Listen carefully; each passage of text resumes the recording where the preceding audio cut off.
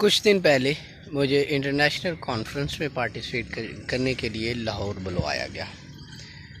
تو مجھے انہوں نے ایک تھیلا دیا جو کپڑے کا تھا۔ اس وقت تو مجھے سمجھ میں نہیں آیا کہ اس کا کیا مقصد ہے، لیکن آج میری نظروں کے سامنے سے ایک بینر گزرا جس میں لکھا ہوا تھا کہ پلاسٹک فضائی آلودگی کا باعث ہے اور سانس کی بیماریاں پیدا کر رہی ہے۔ تو اب مجھے احساس ہوا کہ اس کپڑے کا تھیلا دینے کا مقصد یہ تھا، اس کا مقصد یہ تھا کہ ہمیں یہ اویئرنیس دی گئی ہے کہ پلاسٹک یا اس سے ملتی جلتی چیزوں کا اپنی زندگی میں استعمال کم کریں یا اس کو ختم کر دیں، اور اس کی جگہ پہ کپڑے یا پلاسٹک کا آلٹرنیٹو جو زمین اور ہمارے ماحول کے لیے صحت مند ہے اس کا استعمال شروع کر دیں۔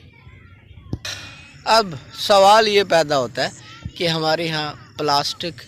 کا استعمال کب اور کیوں شروع ہوا؟ تو اس کا جواب یہ ہے کہ پلاسٹک کا استعمال انڈسٹریل ریولوشن یعنی 17ویں صدی کے صنعتی انقلاب کے بعد شروع ہوا، اور اس کا ایک مقصد یہ تھا کہ جو پیکنگ ہے چیزوں کی اس کے اندر پلاسٹک کا استعمال ہونا شروع ہوا، اور یہ آہستہ آہستہ ہمارے ماحول کی دیگر ضروریات کے اندر بھی استعمال ہوتا چلا گیا۔ ہمیں 300 سال لگ گئے پلاسٹک کے نقصانات کو سمجھنے میں، اور اب جا کر یہ ادراک پیدا ہوا ہے کہ پلاسٹک کا استعمال نہ صرف ہمارے ماحول کے لیے بلکہ ہماری جسم کے لیے بھی انتہائی مضر اور نقصان دہ ہے۔ اس سے تنفس کی بیماریاں پھیل رہی ہیں، اور اس کے ساتھ ساتھ ہماری ماحولیاتی آلودگی کی زیادتی میں بھی ایک بہت بڑا رول پلاسٹک کے استعمال کا ہے۔ آج کل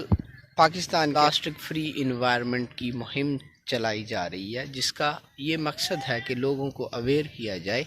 کہ وہ اپنی زندگی سے پلاسٹک کے استعمال کو آہستہ آہستہ کم کرنا شروع کر دیں، اور ایک وقت ایسا آئے گا کہ اس کا استعمال متروک ہو جائے گا، لیکن یہ تب تک متروک نہیں ہوگا جب تک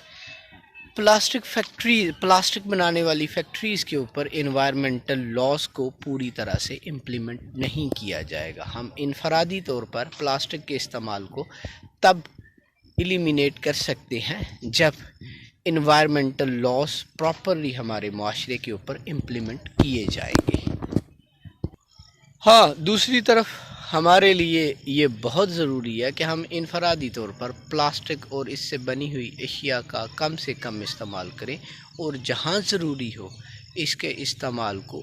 ترک کر دیں۔ مثلاً ہم بازار سے سودا سلف لینے کے لیے جاتے ہیں تو وہ جو بھی چیزیں ہوتی ہیں ہمیں پلاسٹک میں پیک کر کے دیتے ہیں، تو ہمیں